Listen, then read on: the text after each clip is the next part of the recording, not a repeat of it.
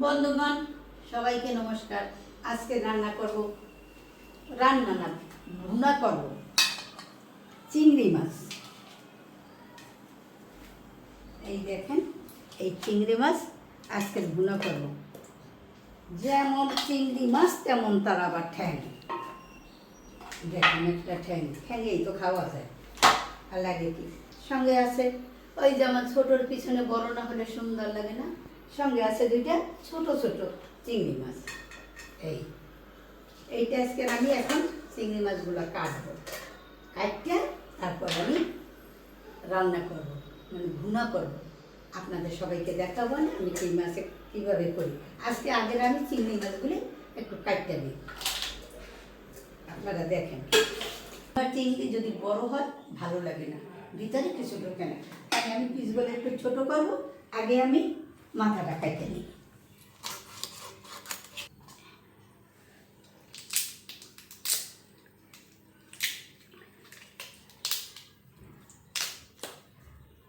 এখন চিংড়ি মাছের আমি মাঝখানটা ছুলে ফেলবো, একেবারে কেটে ফেলবো।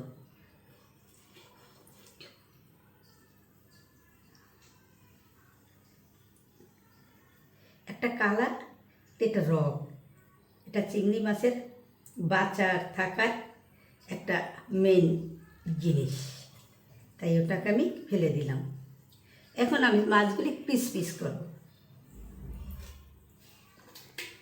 এখন আরেকটা চিংড়ি মাছ, এটাকে আমি ওইভাবে কেটে নেব।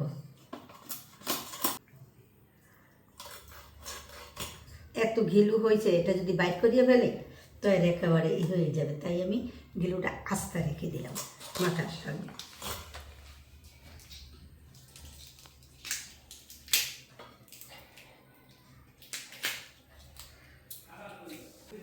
এটা আবার মাঝখানটা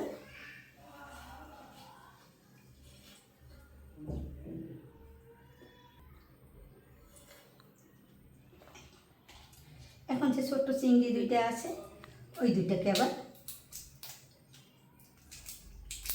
ছোকরাটা ছুঁড়ে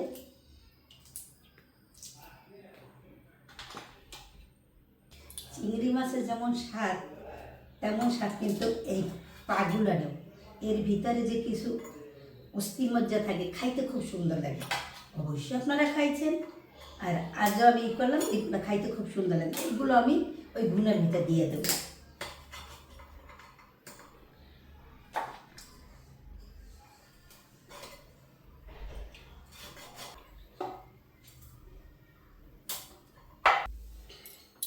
এখন আমার চিংড়ি মাছ কোটো হয়ে গেছে, ঠ্যাংগুলি কোটো হয়ে গেছে। এখন একটু ধুয়ে নেব।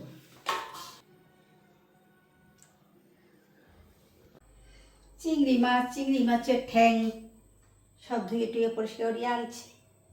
সঙ্গে পেঁয়াজ বাটা, পেঁয়াজটা একটু বাড়ছি, কাঁচা মরিচ, পেঁয়াজ আর অল্প দুইটা সরিষা। কারণ চিংড়ি মাছের ভুনা বলে মালাইকারি যাবার দুটো সরিষা থেকে অন্যরকম স্বাদ লাগে, তাই দুইটা সরিষা বাটতে এখানে সব আনছি। এখন আমি রান্না শুরু করব, আপনারা দেখেন। চুলা অন করি, ফ্রাই প্যানটা দেব।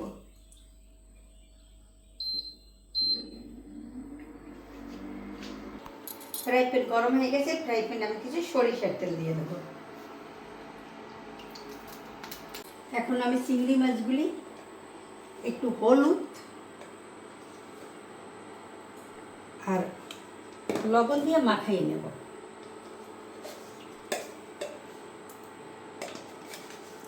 পাউপুগুলো একটু লবণ হলুদ দিয়ে মাখাইয়া এখন আমি মাছগুলি মাখাইয়ে নিই। চিংড়ি মাছ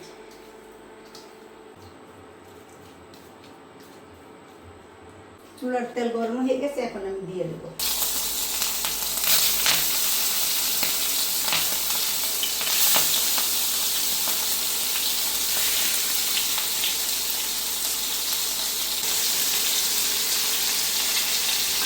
চিংড়ি মাছগুলো একটু আস্তে দিয়ে একটু নাড়াইয়ে চালিয়ে দেবো ওপাশ।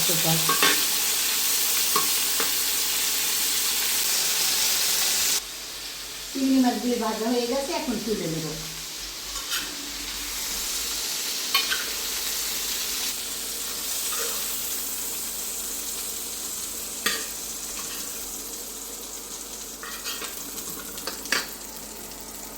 এখন ঠ্যাং ঠুং পাও তো ওইগুলো একটু ভাজে দেবো, ওগুলো না ভাজলে কেমন লাগে, তো ওইগুলো একটু ভাজে নেব।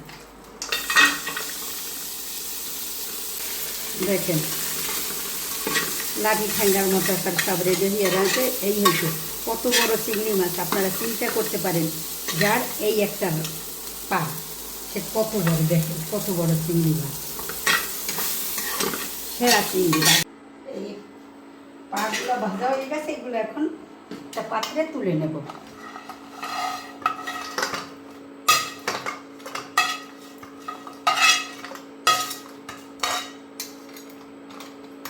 এখন চুলার উপর দিয়ে দেবো আবার সরিষার তেল।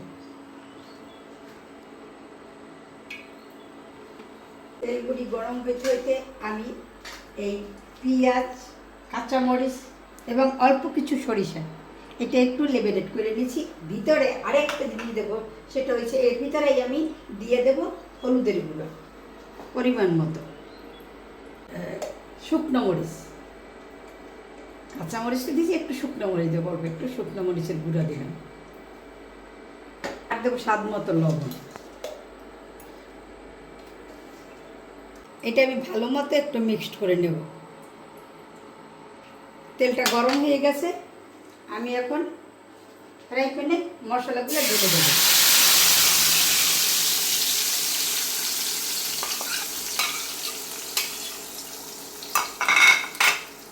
আস্তে ধীরে নাড়াচাড়া করতে থাকবো।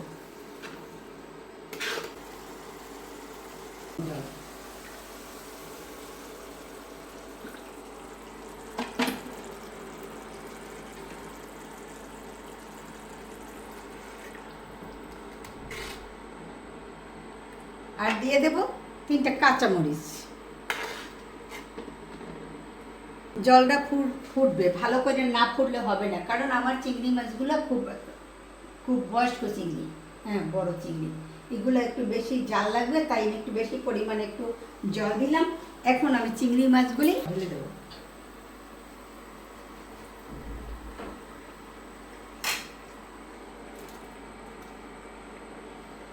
পাগুলিও দিয়ে দেব।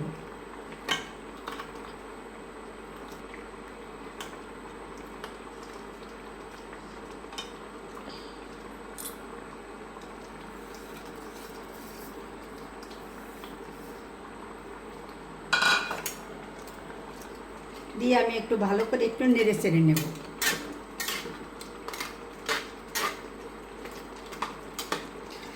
এখন আমি সরা দিয়ে ঢেকে দেব, আস্তে আস্তে জাল হবে। এখন সরাটা তুলে নিই।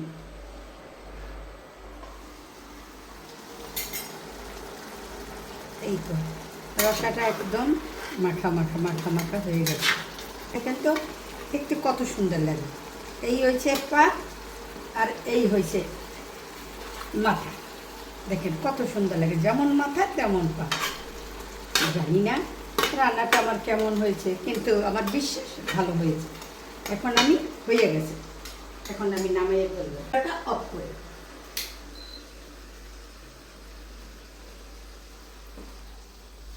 দেখেন বন্ধুগণ, চিংড়ি মাছের চচ্চড়ি সঙ্গে পা কত সুন্দর লাগে। আশা করি আপনাদেরও ভালো লাগবে এবং খেতেও ভালো লাগবে। আপনারা একদিন আমার এই যেভাবে রান্না করছি আপনারা রান্না করে দেখেন রান্নাটা কেমন হয়, অবশ্যই ভালো হবে। এখন আমি সবাইকে আবার নমস্কার দিলাম, ধন্যবাদ।